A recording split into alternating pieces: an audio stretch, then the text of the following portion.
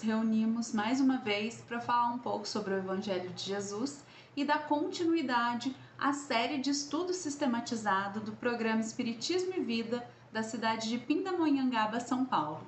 Eu sou Vanessa Emídio e vou estrear, hoje aqui com vocês, trazendo um pouquinho das reflexões acerca do Evangelho e trazendo também hoje um novo livro, o livro Palavras de Vida Eterna, que foi psicografado por Chico Xavier e ditado para nós pelo Espírito de Emmanuel. E para dar início a essas reflexões, que eu espero que sejam proveitosas para todos nós, que tragam pontos que nós possamos repensar e refletir acerca da nossa conduta, eu vou fazer a leitura deste capítulo. Na verdade, o que nós vamos trabalhar hoje é o prefácio, que seria ali uma introdução do livro, até um texto bem subjetivo, e ele conta um pouquinho também, traz um pouquinho para nós dessa vivência da época de Jesus. Então, vou ler primeiro o texto para vocês, porque é um texto curto, e depois a gente vai trabalhando parte a parte o texto, combinado? Então, vou começar aqui, ó. O prefácio, ele se intitula Ante o Divino Mestre. E só aí a gente entende a postura, já começa a perceber, o objetivo de Emmanuel ao psicografar esse livro, ao ditar esse livro. Ante o Divino Mestre. Então, a nossa postura ante essa mensagem do Divino Mestre, que no caso aí é Jesus.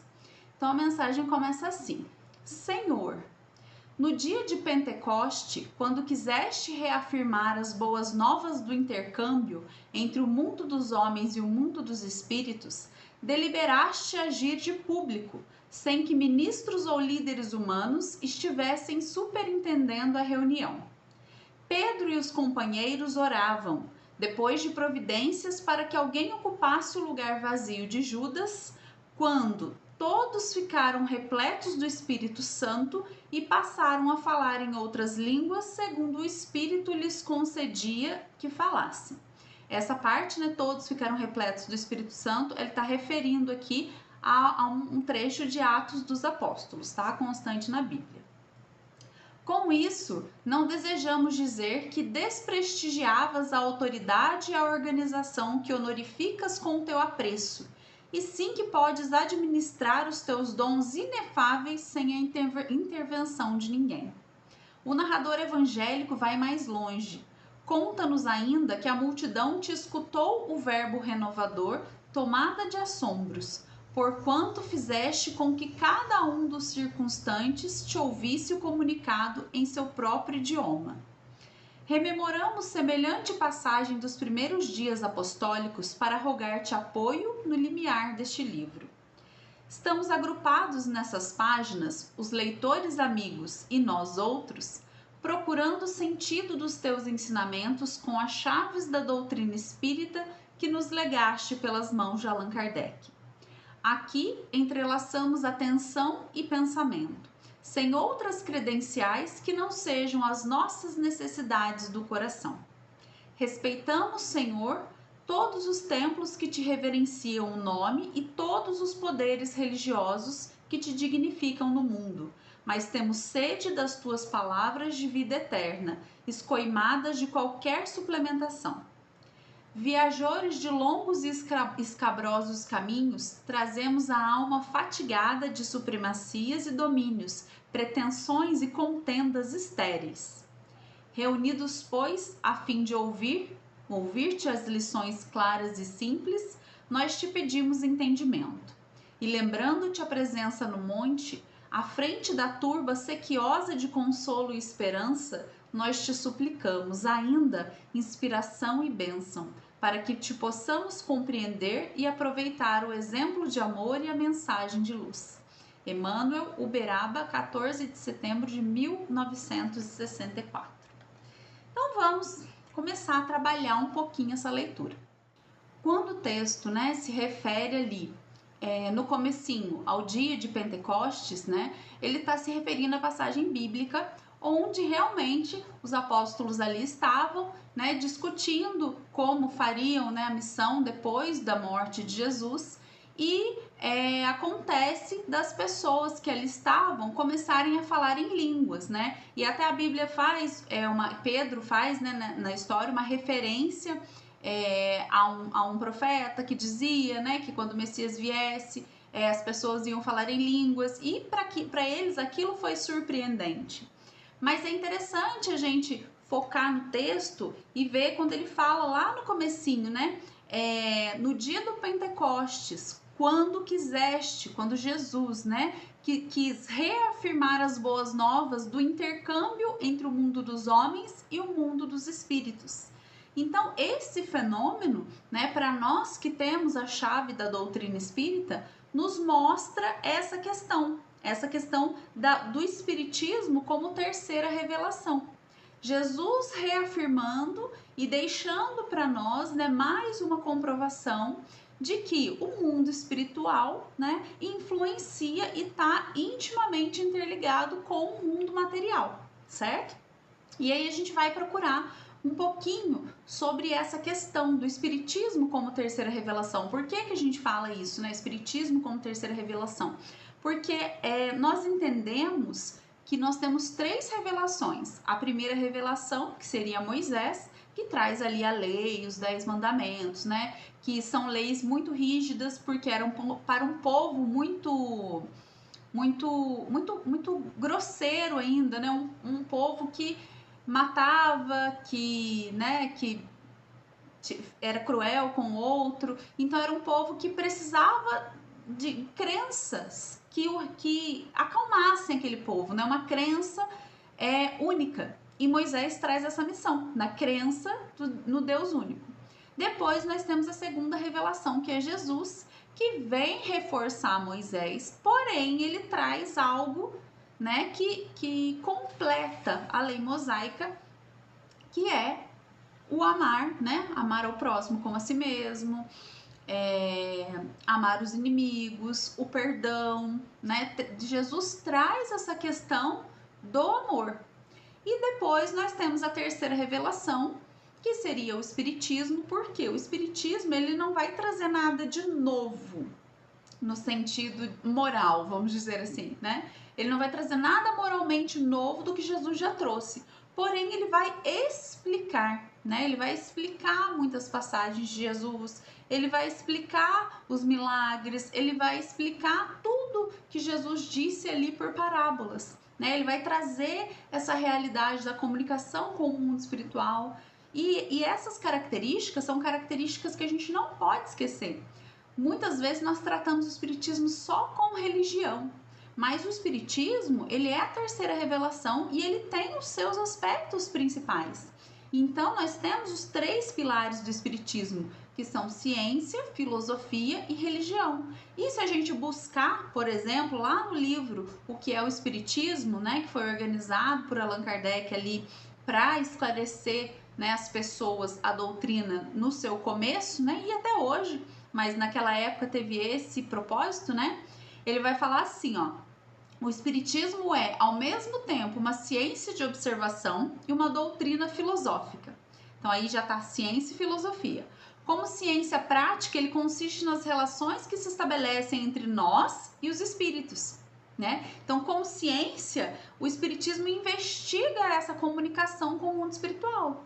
Na verdade, se a gente for olhar desde o começo, Kardec traz essa característica de ciência. Porque como Kardec organizou o espiritismo? Foi Kardec que escreveu? Ele tirou da cabeça dele? Kardec era médium? Não, Kardec não tirou da cabeça dele, ele não tinha mediunidade ostensiva, né? Então, como Kardec fez? Através da observação do fenômeno das mesas girantes, que era um fenômeno, né, na Europa, na época de Kardec, ele foi para tentar refutar, para tentar falar, não, isso aqui não existe, tem alguém enganando vocês. E aí Kardec, de tanto observar, começou a perceber que tinha alguma razão, que as respostas tinham sentido, que tinha uma causa inteligente que precedia todas as respostas.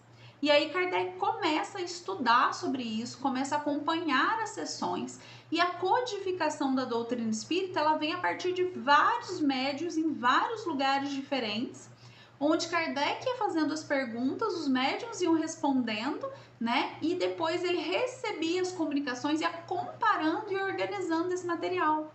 Então, isso foi a ciência, foi o surgimento do espiritismo. Ele surgiu desse método científico. E aí ele continua, né? E como filosofia, compreende todas as consequências morais que decorrem dessas mesmas relações. Então, vai trazer um pouco das questões filosóficas da vida. Quando eu morrer, para onde eu vou? Né? Qual o sentido da vida? Por que eu estou aqui? Essas questões éticas, filosóficas e morais, tá? E aí, vocês vão me perguntar, nossa, mas aonde que entra a religião? Então, aí eu fui pesquisar, porque realmente nos textos de Kardec ele fala muito do espiritismo como uma ciência filosófica. Porém, lá na Revista Espírita tem uma referência, essa eu não anotei, então não vou saber assim, mas se eu não me engano é de 1868, é a primeira, eu acho que é 1868. E aí no discurso de abertura ali da revista que ele faz na Sociedade Parisiense, depois ele transforma isso no artigo da revista, e nesse artigo ele vai falar que para aqueles que questionam se o espiritismo é uma religião, ele entende que a religião ela traz uma modificação moral para o homem. Ela aproxima o homem da divindade e traz essa modificação moral. Então ele entende que o espiritismo pode sim ser uma religião nesse sentido, mas ao mesmo tempo ele fala que se a religião estiver ligada aos cultos, né, aos rituais, então o espiritismo não é uma religião, porque a gente não tem rituais, né, a gente não tem dogmas.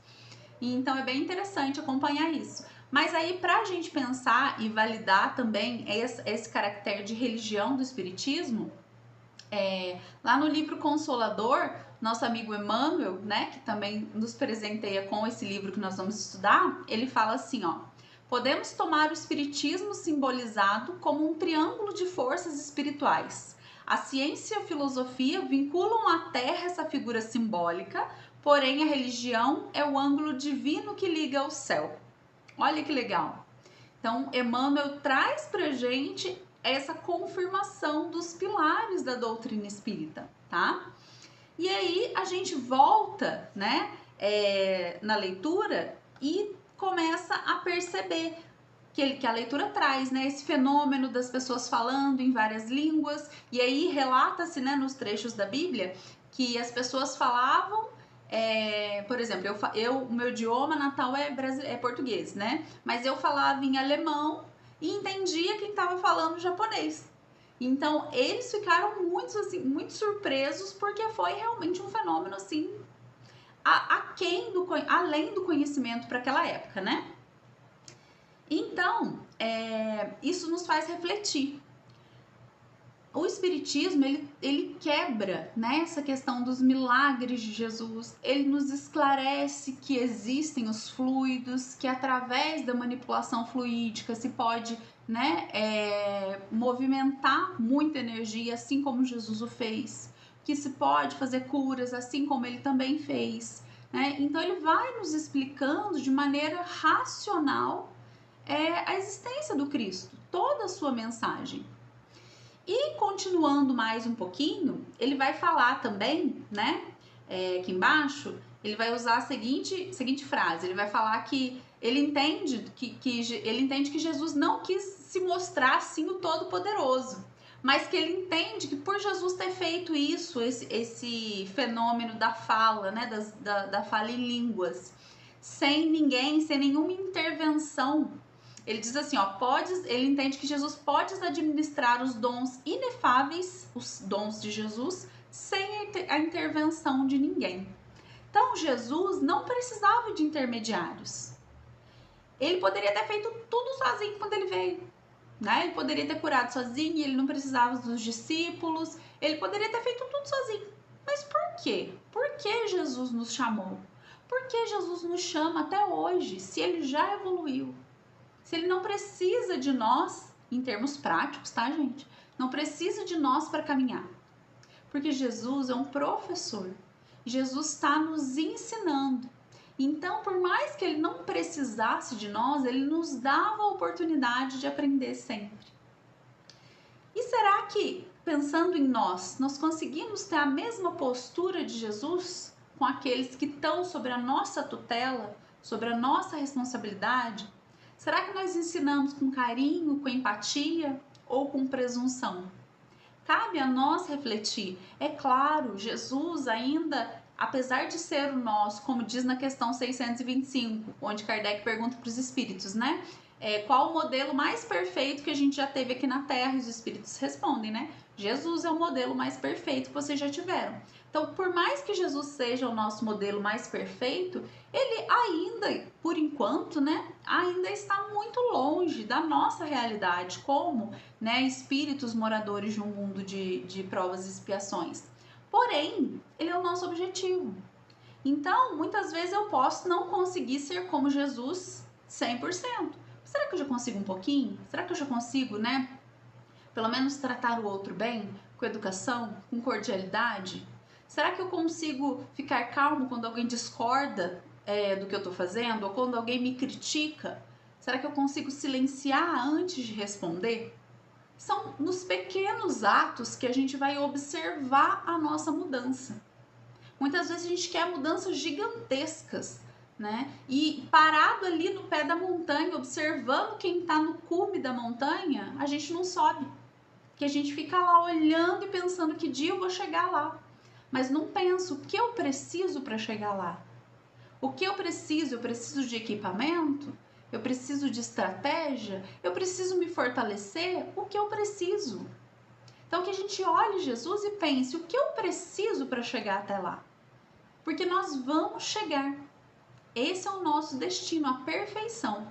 Nós não fomos criados na imagem e semelhança de Deus? Sim, por quê? Porque as sementes da perfeição estão dentro de nós. Nós é que precisamos fazê-las florescer, né? Através das nossas existências. E aí, continuando as nossas reflexões, vai falar um pouquinho aqui mais embaixo. Ele vai falar que as pessoas ali que estavam falando em línguas falavam da mensagem de Jesus e todo mundo escutou o verbo renovador. Pedro usa essas palavras, né? Emmanuel usa essas palavras. Vai falar que as pessoas escutaram o verbo renovador. E aí me fez refletir, né? Quando eu estava lendo. Por que palavra, né? Por que verbo? Porque ele usou essa palavra verbo. A palavra verbo, na nossa língua portuguesa, ela significa uma ação, algo que a gente faz. Então, por mais que fossem palavras ditas, elas indicavam ações, assim como tudo que Jesus pregou, né? Jesus não falava, fique sentado na sua casa e faça uma oração e tá tudo bem. Não, você quer que eu te cure? O que você tem para eu te ajudar? Né? Batei, pedi e obtereis. Então, Jesus sempre coloca para nós o nosso movimento. Qual é o meu movimento? O movimento que eu estou fazendo. E aí, voltando um pouquinho para a definição da palavra, né? Palavra, ela acaba sendo a materialização de tudo que nós cultivamos dentro de nós. Então, pelas minhas palavras, eu ponho para fora o que eu tenho aqui dentro. Lá no Evangelho de Mateus, Jesus fala assim, não é o que entra pela boca o que faz imundo o homem, mas o que sai da boca, isso é o que faz imundo o homem. Mas as coisas que saem da boca vêm do coração e essas são as que maculam o homem. Essa passagem está num trecho em que Jesus tá ali com seus discípulos, né, num lugar onde tem fariseus, e os seus discípulos não seguem as leis ali, né, judaicas de lavar as mãos, né, e essas leis de higiene. E aí eles perguntam, mas por que os seus discípulos, né, não estão seguindo? Porque eles estão sujos, eles vão comer sujos. E aí Jesus fala isso para eles. Vocês se preocupam tanto com o que está fora, mas esquecem o que está dentro. Esquece que o que sai da nossa boca não é o que entra pela nossa boca, mas o que sai da nossa boca é que mostra quem nós somos. né, que mostra como nós estamos conduzindo a nossa existência. Como estamos usando as nossas palavras? Será que para levantar um irmão ou para criticar? Será que é para encorajar? Será que é para destruir? Né? Ao mesmo tempo, será que nós não estamos usando a nossa palavra? Será que nós nos isentamos de dar opiniões, ou de dar um consolo, ou de conversar, porque a gente não quer se envolver, a gente prefere não fazer nada? Então, não escolher também é uma escolha. No livro dos Espíritos, o Kardec pergunta para os Espíritos: é suficiente que a gente não faça o mal? Os Espíritos respondem: não.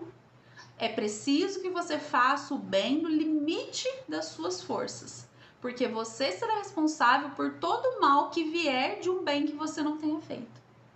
Então é preciso só que eu não faça nada, né? Eu não fiz mal para ninguém, mas que bem você fez. Olha para nós somos espíritos imortais.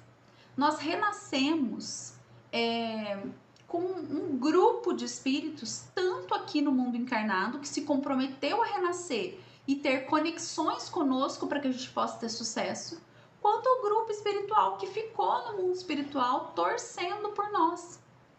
Todos esses grupos nos amam. Então nós recebemos todos esses dons de proteção, né, da palavra, do consolo, da escuta, né? Cada um recebe um tipo de dom, mas todos temos. E aí nós estamos fazendo como servo, né, lá da parábola dos talentos. Estamos escondendo o nosso talento na areia e deixando ele ali. Ele não vai multiplicar. Então temos que pensar assim, é preciso que a gente multiplique os nossos dons. É preciso que a gente esteja ali para o outro. Porque só abrindo, né, para o coletivo, abrindo para fora, a gente consegue multiplicar. Aqui dentro não cabe essa multiplicação só para mim, né? Ela precisa ser espalhada. Que a gente mire Jesus. Jesus não precisava reencarnar, né? Não precisava encarnar, né, no nosso planeta. Ele tinha muitos espíritos que fariam isso por ele, mas ele veio porque ele quis mostrar a nós que a gente precisa distribuir, a gente precisa servir, né, para que a gente possa conseguir alcançar algo que a gente tanto almeja, que é a felicidade. Muito bem, vamos seguir mais um pouquinho. Aí, no próximo trecho, ele vai falar, né, Emmanuel vai falar que terminou esse relato do acontecimento da Bíblia, né, da fala em várias línguas, e vai falar que eles solicitam o apoio de Jesus para esse livro.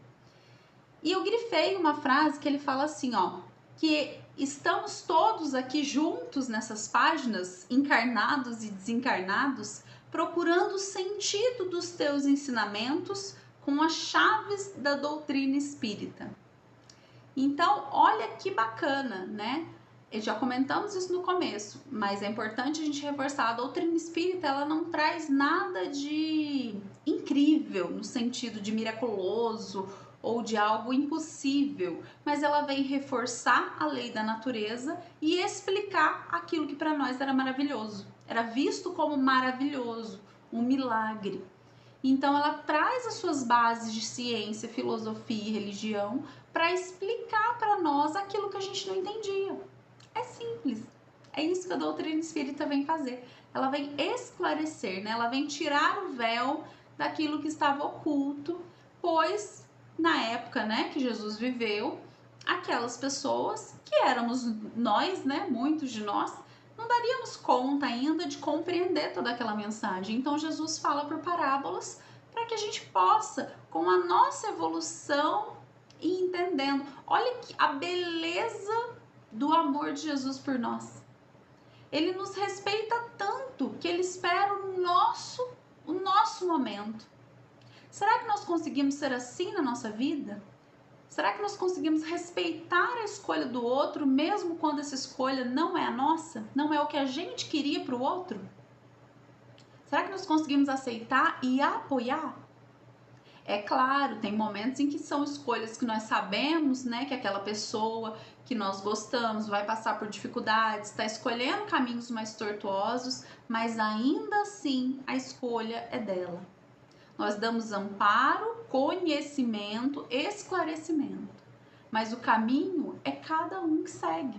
Cada um que segue o seu. Por mais que eu ame o meu filho, eu não posso viver a vida dele por ele. Porque se eu vivo a vida dele por ele, ele não vive. E aí quem evolui, ou não, né? Dependendo da minha conduta, sou eu. Então é preciso que a gente dê ferramentas. Jesus veio, nos ensinou e partiu. Jesus não ficou eternamente encarnado aqui no mundo. Para nos mostrar o quê? Que a nossa tarefa é ver, aprender, espalhar e a gente vai partir. E aí nós vamos começar de novo, nós vamos recomeçar. Então é preciso, né, que a gente tenha esse olhar para a mensagem de Jesus. Então, olha outra reflexão legal, né, dessa frase. A espiritualidade, ela sempre nos ensina a pedir apoio para Jesus. Ou seja, Emmanuel vai rogar a Jesus que ampare o livro que ele vai ditar. Mas nós, será que nós pedimos apoio a Jesus? Será que nós fazemos prece quando nós estamos nervosos? Ou a gente só lembra da prece a hora que já tem 2 horas que eu tô irritada? Aí eu lembro da prece. Quando alguém me fala, nossa, você já fez uma prece? Então a gente tem que pensar, né? Por que muitas vezes é tão difícil para mim pedir ajuda de Jesus? Porque essa não é a primeira coisa que eu faço. Porque pode ter muitas razões. Realmente eu posso me esquecer porque não é um hábito, tá? Faz parte da nossa evolução ainda. Mas tem uma razão que às vezes a gente acha que é uma humildade, mas não é. Que é quando eu acho que eu não preciso dar trabalho para a espiritualidade, para Deus, para Jesus, para quem eu for orar. Eu acho que eu não preciso dar trabalho, que tem gente que precisa mais que eu. Entendo perfeitamente. Acho que tudo bem a gente achar que, né, tem pessoas que precisam mais que nós, mas no momento em que a gente se põe nessa posição, a gente acha que a gente é mais suficiente do que Deus. Então eu não preciso de Deus. Eu resolvo, eu dou conta. Tem gente que precisa mais que eu. Então, olha como a gente se coloca numa posição de superioridade, porque pedir é difícil.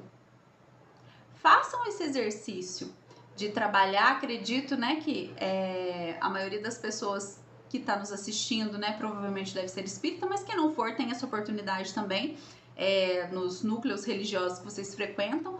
Façam a campanha do quilo, que é quando a gente passa de porta em porta pedindo alimento, né, para doação. Façam para exercitar a nossa humildade.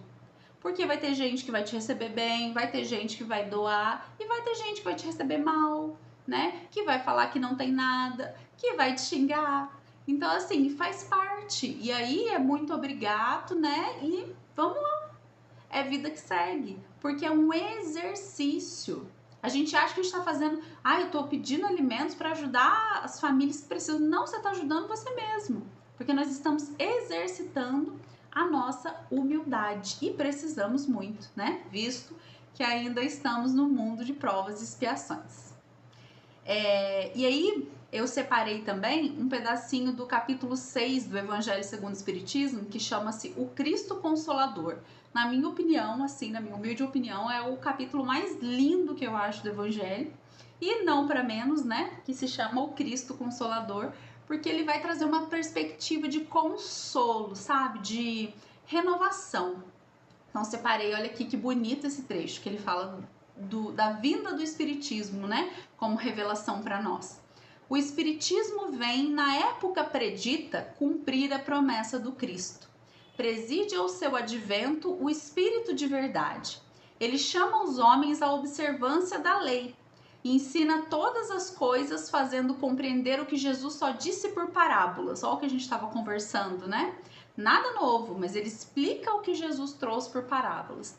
Advertiu o Cristo: ouçam os que têm ouvidos para ouvir. O Espiritismo vem abrir os olhos e os ouvidos, porquanto fala sem figuras nem alegorias. Levanta o véu intencionalmente lançado sobre certos mistérios. Vem finalmente trazer a consolação suprema aos deserdados da terra e a todos os que sofrem, atribuindo causa justa e fim útil a todas as dores. Olha que lindo isso, né?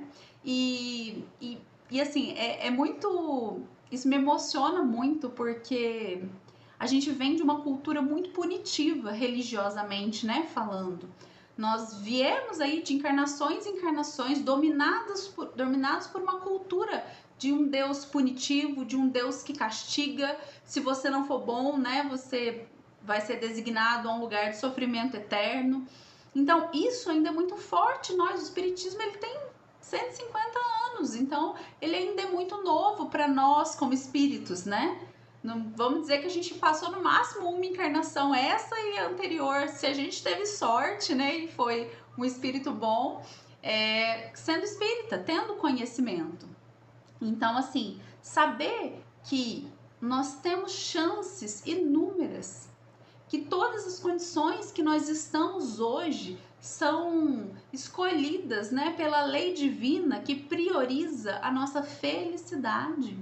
Que por mais que agora esteja aparecendo sofrimento, é só uma colheita e que tudo passa.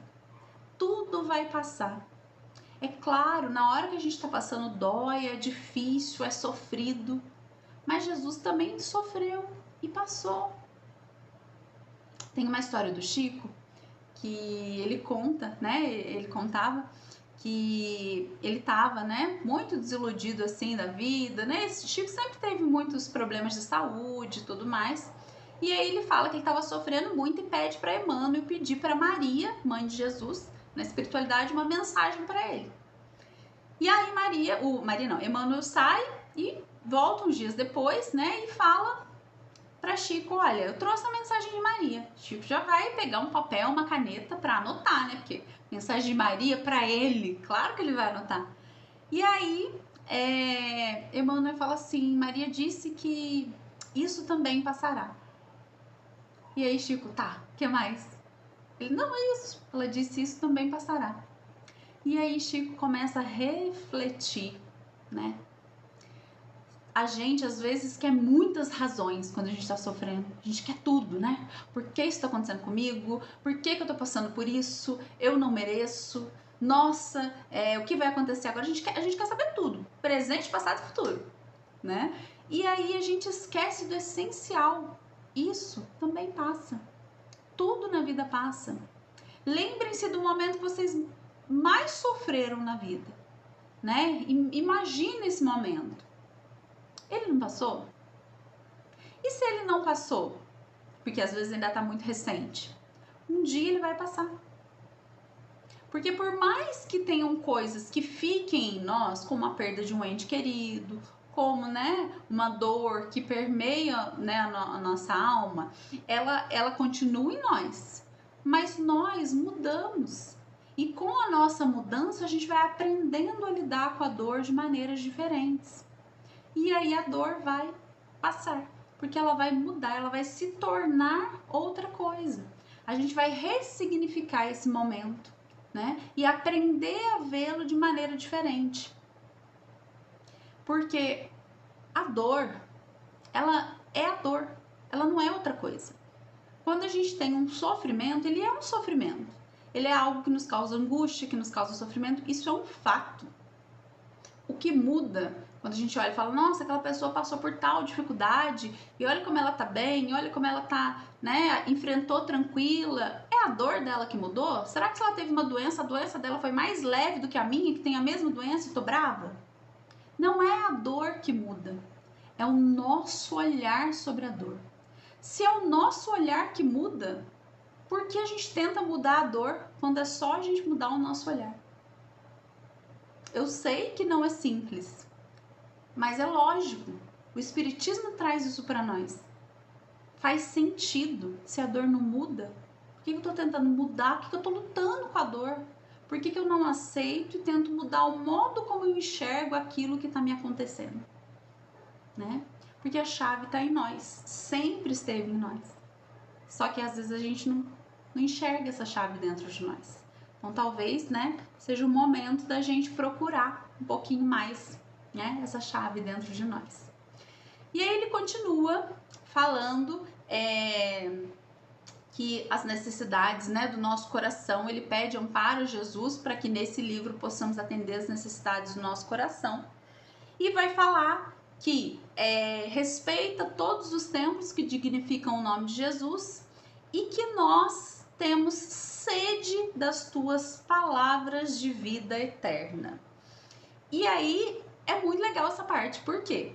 Porque é o título do livro. O livro se chama Palavras de Vida Eterna. Já pensaram em por que a palavra de Jesus é tida, né? É dita como palavra de vida eterna? Por quê? Porque se a gente for pensar, a palavra de Jesus, que a gente traduziu ali no verbo, seria a ação. Seria o movimento de Jesus através da sua vida. Então, as suas palavras, elas se tornaram ação. E se a gente for pensar hoje, mais de 2025 anos depois de que o Cristo passou na Terra, ainda hoje as suas palavras nos acompanham. Ainda hoje nós nos lembramos do que ele disse, nos lembramos de Jesus dizendo: bem-aventurados aflitos, pois serão consolados. Vós sois a luz do mundo. Nenhuma ovelha do meu Pai se perderá. O que será que tem nessas palavras que nem o tempo apaga? Será que o que elas trazem que modificam tantas vidas? Então é preciso que a gente compreenda a palavra, né, de vida eterna nesse sentido. As palavras do Cristo vivem e elas vivem através de nós, das nossas atitudes, dos nossos comportamentos, do amor que a gente distribui para aqueles que estão ao nosso redor. Então eu achei muito bacana, mas ao mesmo tempo muito profundo, né? Assim, relacionar um trecho do nosso prefácio com o título. Emmanuel pede pelas palavras de vida eterna de Jesus, né? E continuando mais um pouquinho a nossa reflexão, nós temos, quando a gente pensa nas palavras e pensa nas palavras de Jesus, nós temos lá no livro Vinha de Luz, na leitura 97, Emmanuel fala assim: o que sai do coração e da mente pela boca é força viva e palpitante, envolvendo a criatura para o bem ou para o mal, conforme a natureza da emissão.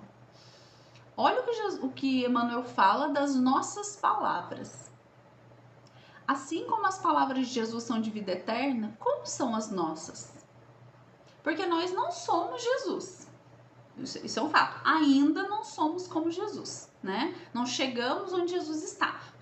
Nós somos, porque todos somos filhos do Pai, espíritos criados simples e ignorantes. Por mais que a gente ache que Jesus sempre foi perfeito, isso não é uma verdade. Jesus foi criado como nós, simples e ignorante, né? No ponto comum de início de todos os espíritos. Porém, como ele foi criado há mais tempo, é como o irmão mais velho, né? Ele já caminhou mais, ele já está mais à frente no desenvolvimento da vida. Então ele vai falar que o que sai do coração e da nossa mente pela boca, ou seja, o que eu falo é o que está no meu pensamento, mas o que está também no meu sentimento, né? É força viva palpitante. Já paramos para pensar que quando eu emito um pensamento, né, e falo uma palavra para o outro, é como se essa palavra for agressiva, ou for um xingamento, ou for um grito, né, violento, ela é como uma flecha atirada ao meu irmão.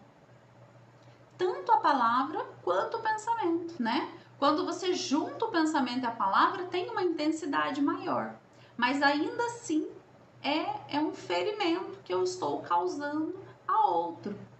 Mas ao mesmo tempo que eu uso as minhas palavras para levantar, né, a moral de um amigo, para elogiar, para fazer um apontamento que vai ajudar o meu colega a melhorar aquilo que ele está fazendo de maneira, né, coerente, de maneira amorosa, isso também acaba sendo uma flecha, porém não no sentido violento, né? É uma flecha de proteção. É como se eu emanasse um facho de luz que vai proteger esse meu amigo, né? Essa pessoa querida. E aí me lembro até de uma outra história do Chico, né? Uma história bem conhecida, que conta que o Chico tinha um cachorrinho, né? E esse cachorrinho, ele cuidava do cachorro todos os dias. O cachorrinho era doentinho, era velhinho assim, mas ele adorava o cachorro. Então ele saía altas horas da madrugada do centro espírita, ainda ia para casa, cuidava do cachorro. E a vizinha dele via, né? E ela achava que o cachorro dava o maior trabalho pro Chico. E aí o que ela faz? Muito prática, eu vou matar o cachorro. Porque eu mato o cachorro não dá mais trabalho pro Chico, pronto, tá lindo, todo mundo feliz. E aí ela mata o cachorro, Chico fica triste que matou o cachorrinho e tal, e acaba descobrindo por ela mesma, porque ela conta, que foi ela que matou o cachorro, porque ela queria ajudar o Chico. E aí Chico fica, né, aparentemente tá tudo bem, mas ele fica remoendo aquilo dentro dele. E um dia Emmanuel fala pra ele, olha Chico, isso aí que você tá remoendo dela tá fazendo mal. Isso tá atrapalhando o nosso trabalho mediúnico, então você precisa ajustar isso aí. E ele falou, mas o que eu faço, né? Eu não sei o que eu faço, eu não tô querendo ficar, mas eu fico bravo, né?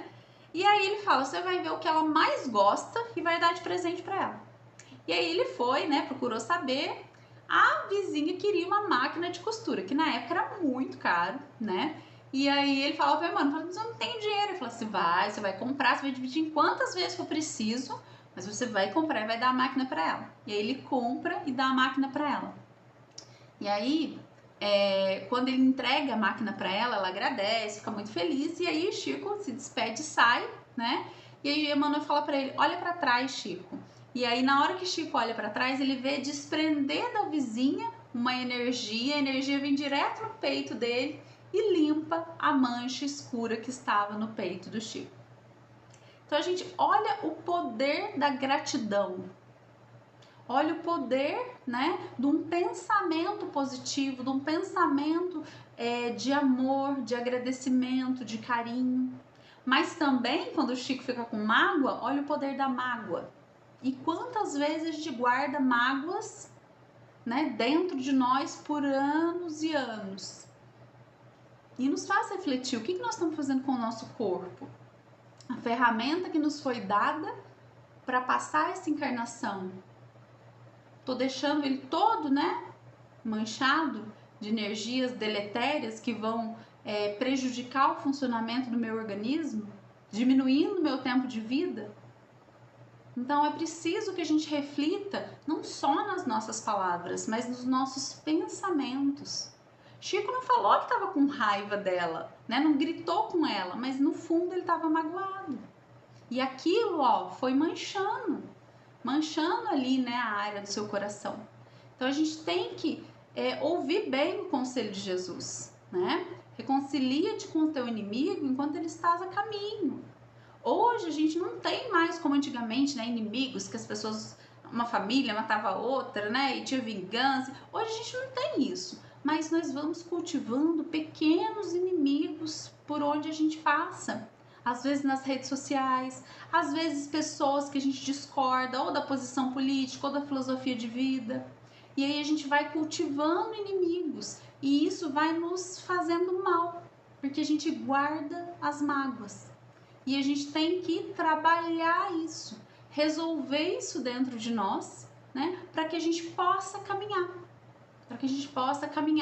assim como Chico, né, conseguindo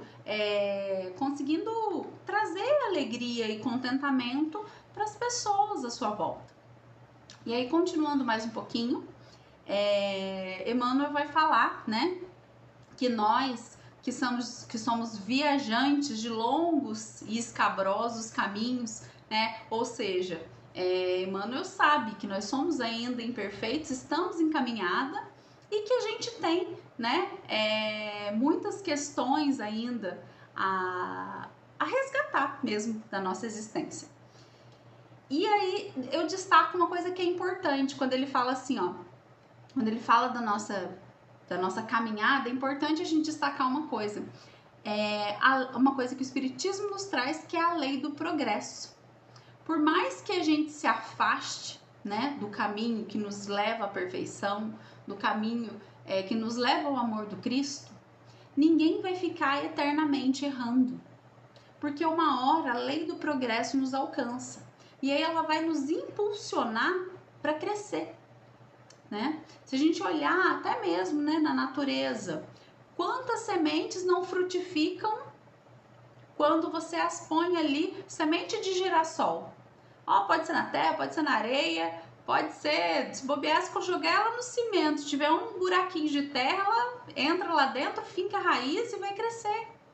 Por quê? Porque ela vai frutificar, é a lei do progresso, né? É a lei da natureza. E é importante que a gente sempre se lembre disso. Hoje, nós não estamos tão legais. Às vezes eu olho para mim e falo assim, ai, não tô tão legal ainda, né? Tô caminhando, mas você está. Nós vamos progredir, nós vamos chegar, nós vamos conseguir. E aí, pra gente ilustrar um pouquinho, né, eu trouxe o exemplo até do próprio Emmanuel, que é o espírito, né, que vai ditar as mensagens estudadas aqui no nosso estudo sistematizado. E Emmanuel, ele no livro Há 2000 anos, que é uma leitura muito gostosa e uma leitura assim excepcional, recomendo, né, para quem não leu, ler. Mas no livro Há 2000 anos, Emmanuel conta, né, uma vida, uma vivência anterior a Emmanuel, onde ele viveu na época de Jesus e era um senador romano chamado Públio Lentulus. E Públio Lentulus, ele não era adepto de Jesus, porém, ele tem um encontro com Jesus quando a filha dele está doente e ele vê como última opção e fala com Jesus. Quando ele encontra Jesus, dentre muitas outras coisas que acontecem, Jesus leu os pensamentos dele, ele não consegue falar, né? Ele fica assim, muito emocionado. E é interessante da gente observar, porque ele não acreditava em Jesus, né? Muito pelo contrário, ele achava que era uma farsa. E aí, Jesus fala uma coisa para ele, fala que naquele momento Públio tinha uma oportunidade. E Jesus fala assim, ó, está porém no teu querer aproveitar agora ou daqui a alguns milênios. Então Jesus fala para ele, você tem uma oportunidade de me seguir e mudar a sua existência agora.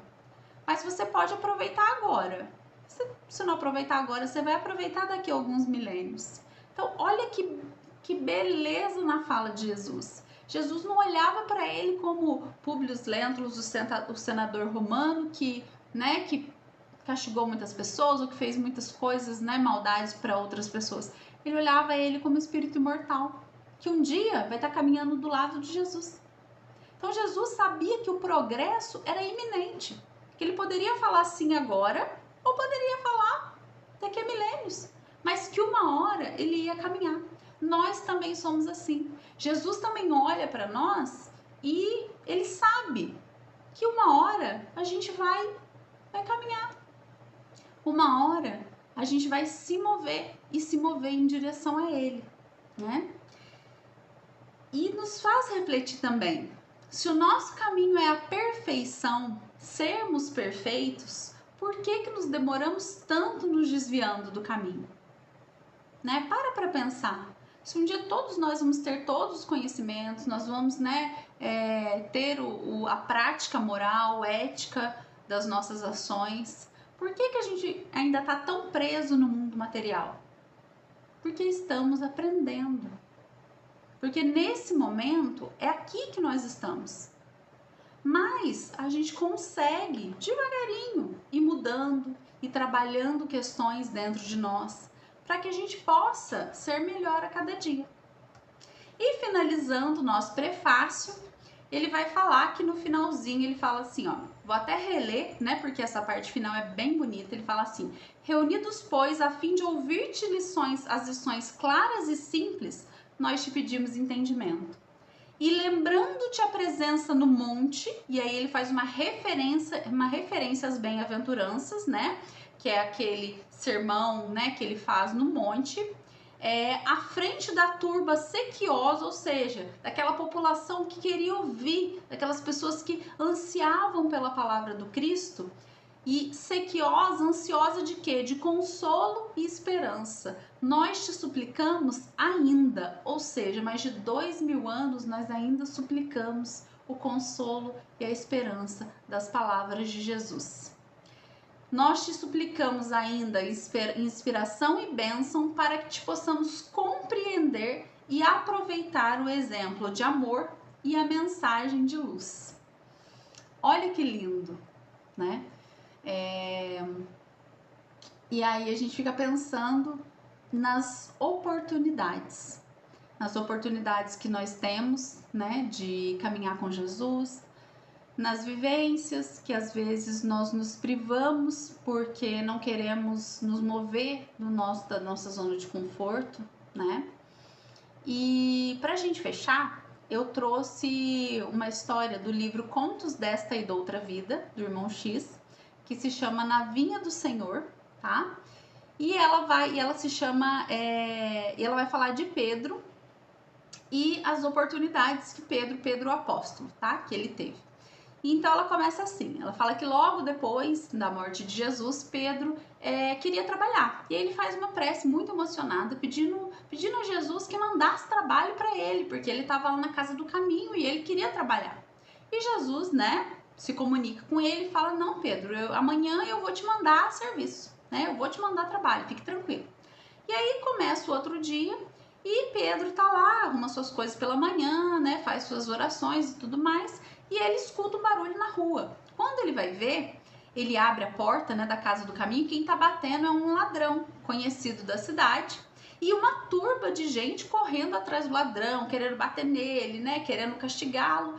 E Pedro, ao invés de acolher o ladrão, o que ele faz? Você é um ladrão mesmo. Ele, né, pede para ele sair de lá, não protege o ladrão e manda ele embora. E aí passa mais um pouco, batem de novo a porta e é uma mulher conhecida da cidade por ter uma vida, né, ali de prostituição. E ele também é expulsa, diz que ela não é digna de entrar ali no templo do Senhor, que isso não são coisas para se ter no templo do Senhor. E aí ele manda ela embora. E aí no finalzinho do dia, quando, né, o dia já tá ali acabando, ele recebe mais uma pessoa e é um bêbado. Quando ele abre, né, o bêbado cai assim pela porta e fala, né, começa a pedir ajuda para ele. E ele fica assim, bravíssimo, expulsa, né, a pessoa dali, diz que não é para ele ficar sujando a casa, né, a casa de Jesus e tudo mais. E acaba o dia do Pedro vai dormir, né, feliz, mas ao mesmo tempo intrigado. Pô, Jesus falou que ia mandar para mim serviço, né, e ele não mandou. E aí quando ele ora para Jesus, Jesus fala assim para ele, Pedro, eu te procurei por 3 vezes, eu bati na tua porta e você não me abriu. E aí olha que interessante, que aí Pedro chora, se arrepende, né? E olha que interessante o que ele fala para Jesus, ele fala assim, Senhor, soluçou o apóstolo, grande é a minha ignorância e eu não sabia, compadece-te de mim e ajuda-me com a tua orientação. Jesus afagou-lhe a cabeça trêmula e falou generoso, Pedro, quando quiseres ouvir-me, lembra-te de que o evangelho tem a minha palavra. Então, olha que lindo, né, o conselho que Jesus dá para Pedro. Quando você quiser me ouvir, quando você quiser me escutar, né, você não precisa de mim, da minha presença física ali. Você tem o meu evangelho. Por isso, as palavras de Jesus são palavras de vida eterna. Porque mais de 2000 anos depois, elas não morrem. Elas continuam vivas dentro de nós, na energia, né, do nosso planeta e na nossa história. Porque qual outro acontecimento perdura mais de 2000 anos na história da humanidade? Né? Porque essas palavras são de vida eterna. O que elas têm de tão especial? Elas têm o amor de Jesus para nós. E aí trazemos mais uma reflexão para a gente fechar, né?